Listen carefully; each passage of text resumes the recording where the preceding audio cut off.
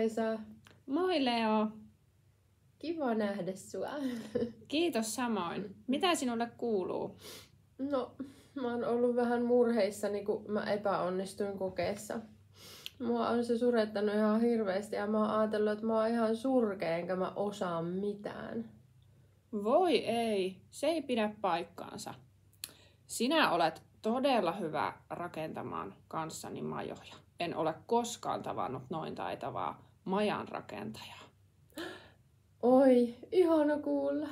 Sen lisäksi sinä olet tosi hyvä lohduttaja ja kannustamaan toisia. Voi, niin ihana kuulla tällaisia asioita. Olin tosi murheissaan siitä, kun epäonnistuin ja ajattelin, että ei enää tule mistään yhtään mitään.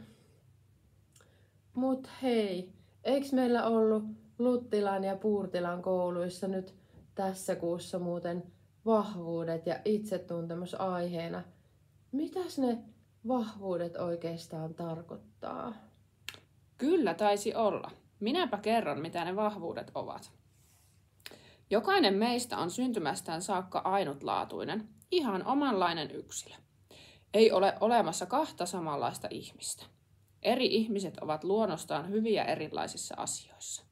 Jokaisella meillä on omat erityistaitonsa ja kykynsä, joista me voidaan olla ylpeitä. Tällaisia erityistaitoja sanotaan vahvuuksiksi. Vahvuus voi olla taito, jossa olemme erityisen hyviä. Joku on taitava tekemään voltteja, toinen soittamaan pianoa ja kolmas piirtämään tai leipomaan. Taitojen lisäksi vahvuudet voivat olla luonteenpiirteitä, jotka kertovat millaisia me olemme. Me voidaan olla esimerkiksi ystävällisiä, luovia tai huumorintajuisia. Kun sinnikäs tyyppi niin kuin sinä kokoaa monimutkaisen Lego-mallin ohjeen mukaan, kekseliäs kaveri rakentaa palikoista mielikuvitushärvelin. Sitä tarkoittaa vahvuudet. Vau. Siis tarkoittaako tuo nyt sitä, että mä en olekaan ihan maailman surkein tyyppi, jos mä jossain vähän epäonnistuin? Kyllä, sinä olet taitava monessa eri asiassa. Jes, tää nyt helpotti mua. Et meillä kaikilla on jotain vahvuuksia ja me kaikki ollaan ainutlaatuisia. Ja vaikka me jotakin taitoa harjoitellaan, niin silti me saadaan olla tosi ylpeitä itsestämme. No, hei Kaisa, missä asioissa sä oot sit hyvä? Minä olen rauhallinen, minä tykkään kuunnella toisia ja minä olen hyvä lohduttaja.